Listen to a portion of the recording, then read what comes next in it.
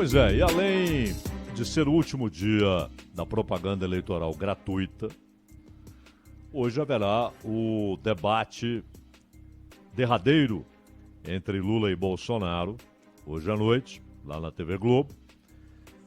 E, claro, ainda há alguns disparos que podem ser feitos ali, algo que chega a ter algum impacto, né?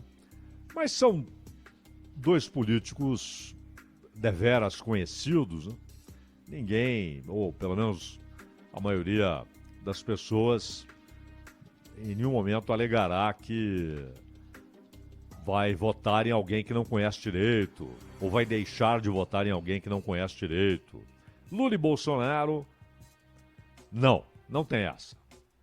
Não tem essa. Não dá para alguém afirmar, não sei, alguém que viva ali uma vida de ermitão, mas não dá para afirmar que um brasileiro não conheça razoavelmente o que pensa o Lula, o que faz o Lula, seu comportamento, o que faz o Bolsonaro, o que pensa o Bolsonaro, o seu comportamento e a maneira como lidam com a presidência da República. E acusações, houve tantas que é difícil imaginar que alguém ainda tirará alguma acusação da cartola, algo novo, que abale a outra candidatura, que abale o outro candidato, porque disseram até o que não aconteceu. Tão difícil imaginar que ainda tenham algo que aconteceu a ser revelado, não é? Agora, há um festival de mentiras, é uma campanha muito mentirosa. Eu não concordo com a ideia de que é a eleição mais importante da história do Brasil. Não é. Cada eleição tem sua importância histórica, até porque o que temos hoje é decorrência também de escolhas feitas há algum tempo, às vezes há muito tempo. Escolhas que eleitores fizeram, que os brasileiros fizeram, e você vai tendo a sequência histórica, as decorrências. Lula e Bolsonaro também não são a causa, aí sim, de um ambiente deteriorado em um nível inédito. Inédito. Eles não são a causa, eles também são consequência. É o que dissemos aqui outro dia. Se um dos dois, amanhã ou depois, falar, larguei tudo, vou para uma ilha deserta, né? Ou vou morar no Himalaia, o país não vai se transformar, né? Desapareceu a causa daquelas desavenças que desembocaram num ambiente doentio, degradado. E isso é muito ruim. Pois se houvesse ali a causa personificada, né?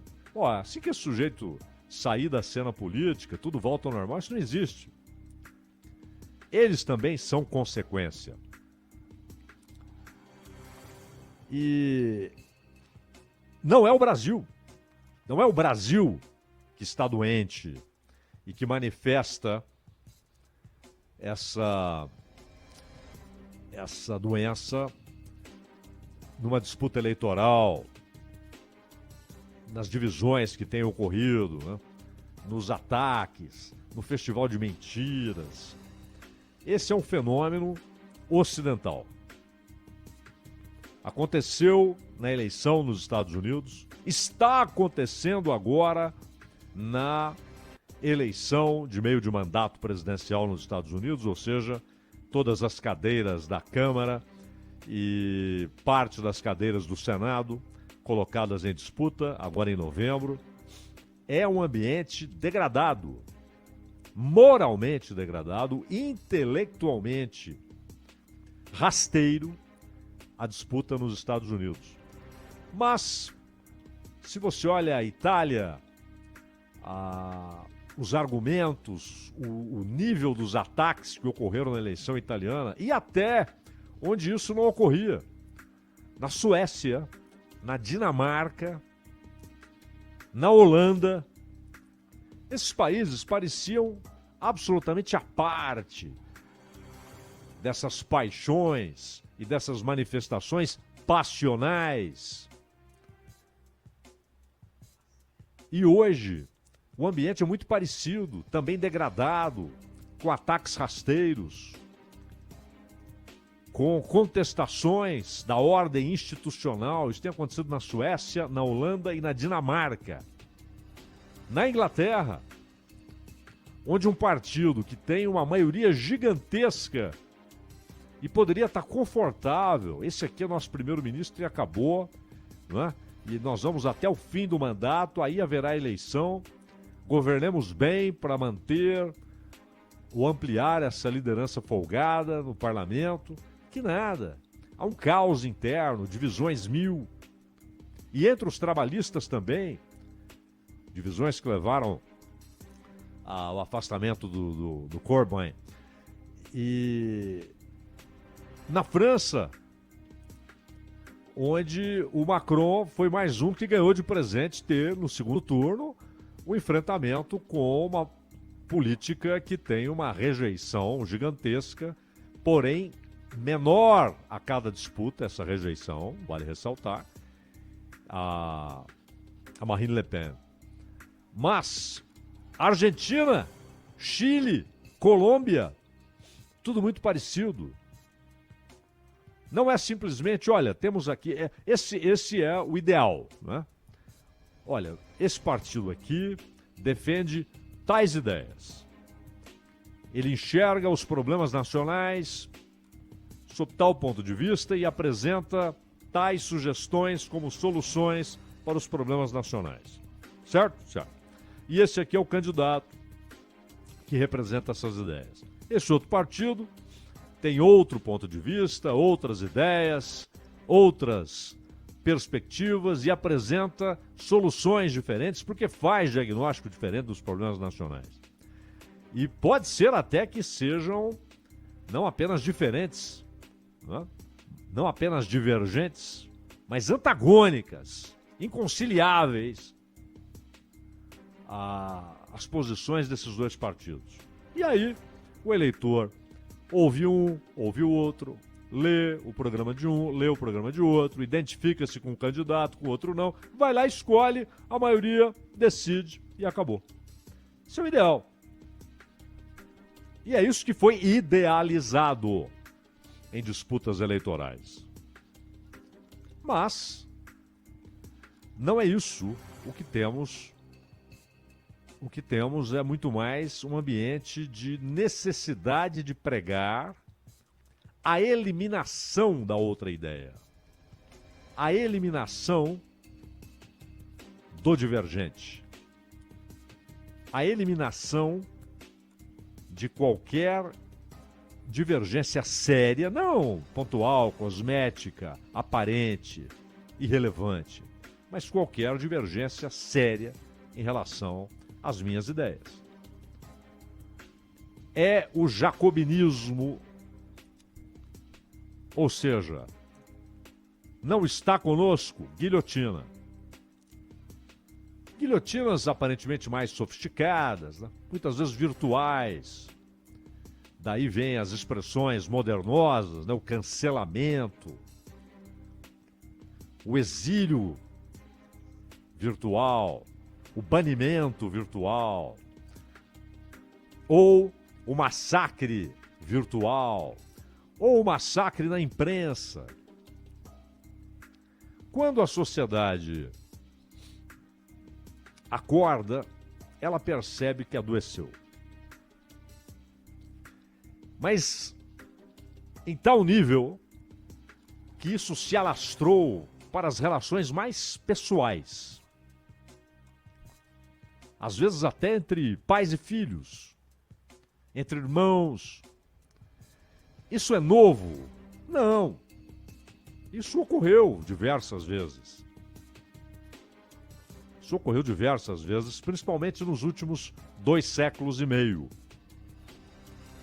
Mas, principalmente, isso hoje é um fenômeno de massa. Alastrou-se. Não é mais aquele fenômeno localizado entre pessoas que se imaginavam e se diziam e se pretendiam politizadas, interessadas extremamente pelo assunto e pelas disputas políticas e pelas disputas de ideias. E às vezes havia uma divergência extrema, até entre pessoas próximas. Mas agora, isso se espalhou pela sociedade ocidental. Cada um com sua peculiaridade, obviamente. Cada um com sua peculiaridade. Isso não foi inaugurado pelo Lula ou pelo Bolsonaro no Brasil, e nem foi inaugurado no Brasil. É um fenômeno coletivo que afetou determinado tipo de civilização, por isso eu digo ocidental. Não é um fenômeno global, é um fenômeno ocidental. Mas há também algo que tem se repetido em vários países, que é o papel do jornalismo, dos acadêmicos, dos políticos, e aí sim, aí entram Lula e Bolsonaro e outros. Entram editores, jornalistas, escritores, acadêmicos, professores. E professores ali em toda a atuação vertical, né? Desde a lida com as crianças até o ensino universitário. Então, esses elementos que são essenciais até para um equilíbrio de valores, de ideias, para que um norte seja estabelecido, eles se transformaram na fonte primordial da desestabilização social, da desestabilização daquilo que recebe o conceito de civilizatório. A barbárie não está naquele grupelho, naquele outro grupelho, ela alastrou-se e ela vai além da política. Ela vai para as diversas esferas das relações sociais, inclusive as de produção. Inclusive as de produção, é algo terrível. E não é fácil costurar, reconstruir, reorganizar o que se perdeu, até porque o que se perdeu era muito frágil. O Brasil tem períodos de estabilidade. É estranho dizer isso, porque a estabilidade nos faz pressupor algo que dura longamente no tempo e que às vezes é ameaçada, quebrada, há um período instável. O estável é o normal. Aqui não. Aqui o normal é a crise. Ela está em toda a República. É uma crise sucedendo a outra. É uma crise como consequência da outra.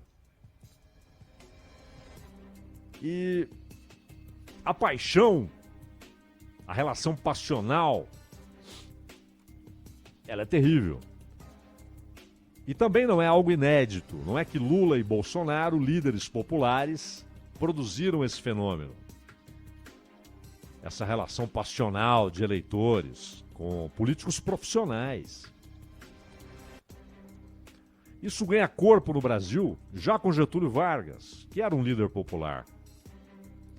Mas era uma outra realidade. A maioria da população brasileira morava no campo, na zona rural, nas fazendas.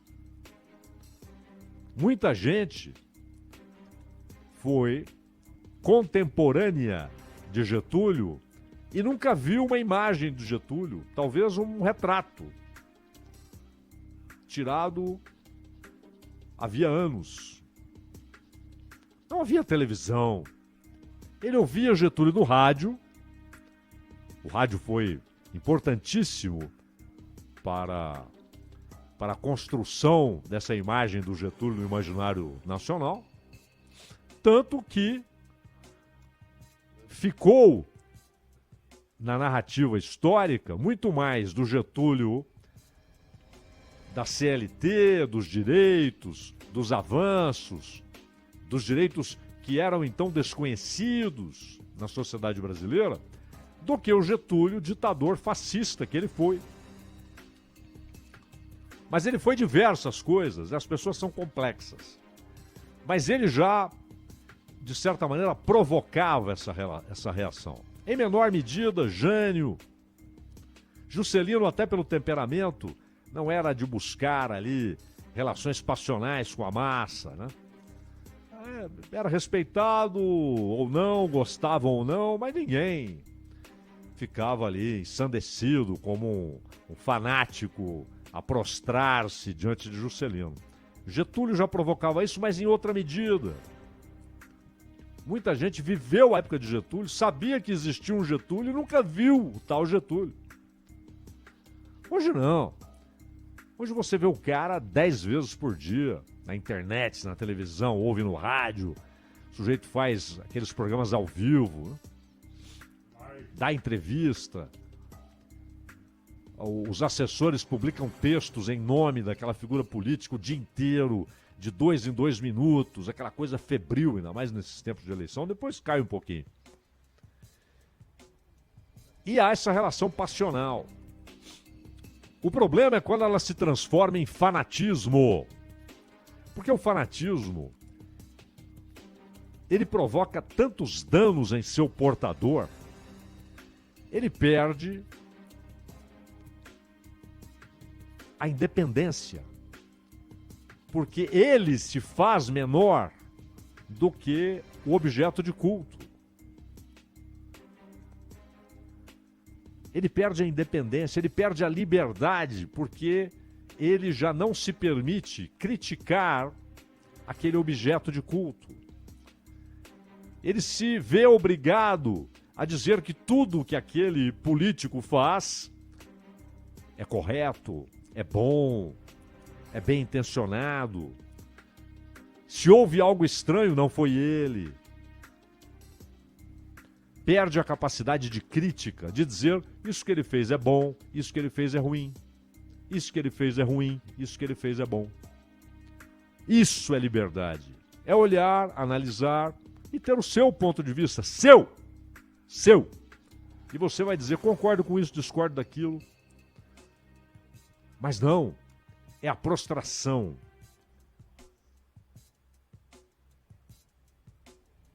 Caído por terra,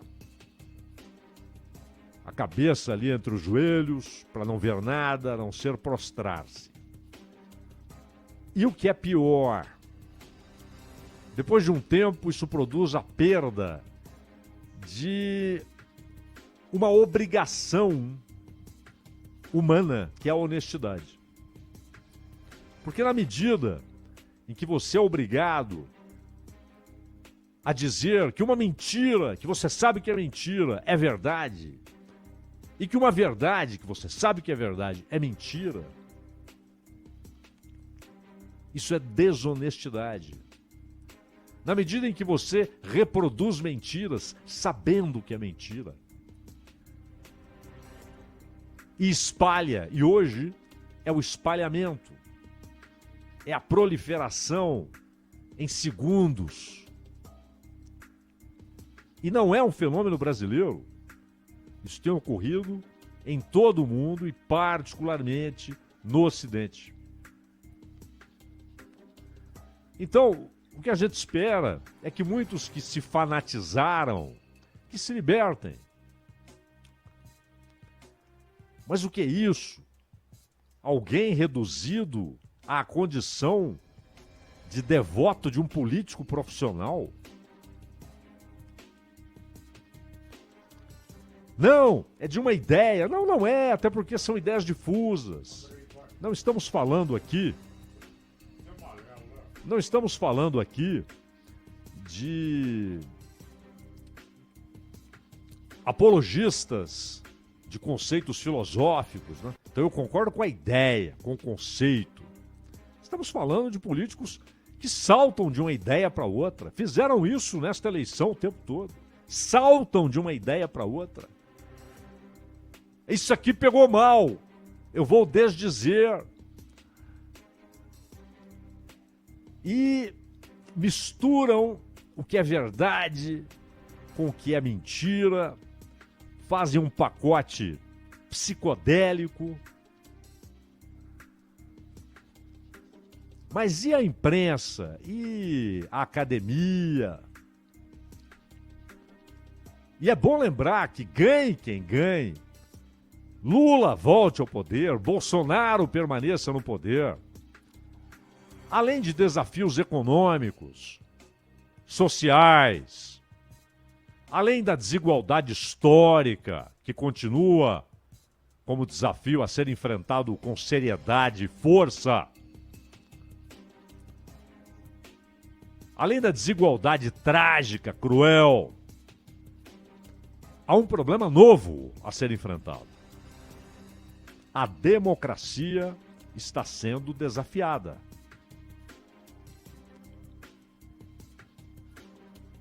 E aí, o Lula e o Bolsonaro estão numa disputa.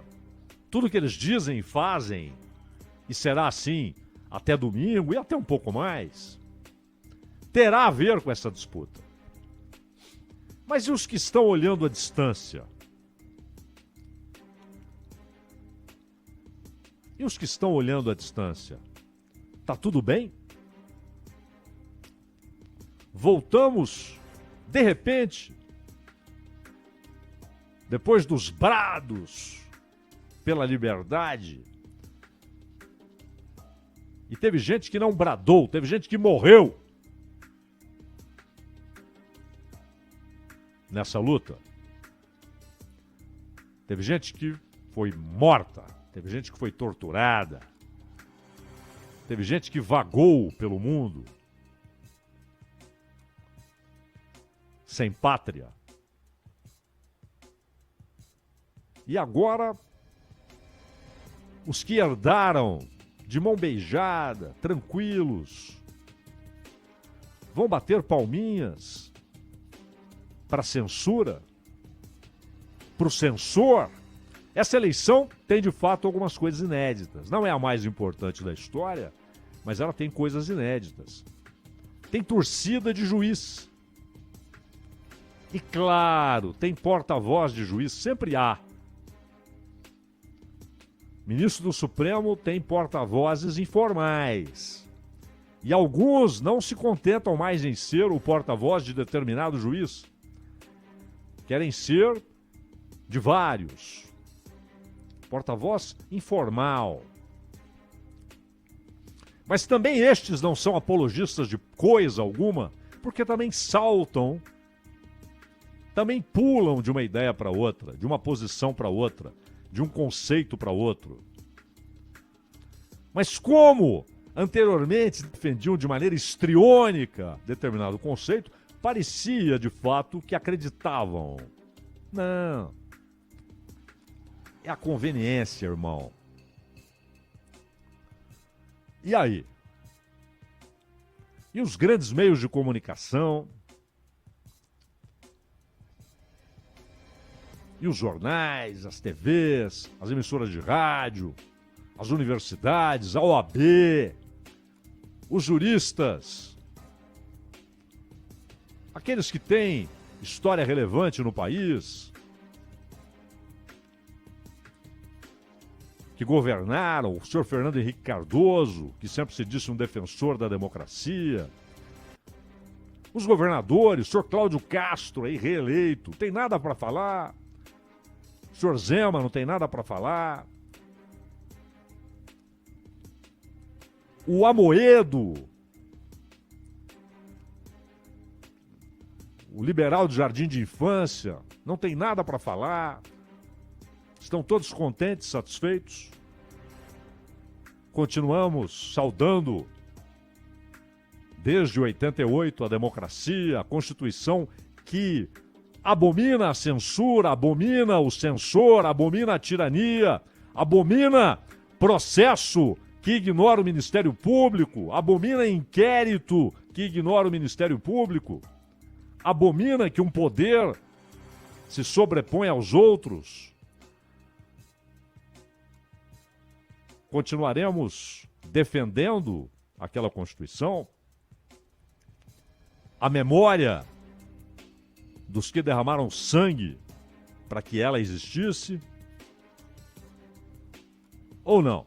Era tudo brincadeirinha, conversa de salão. Na hora do vamos ver, é a conveniência, irmão. Ronald.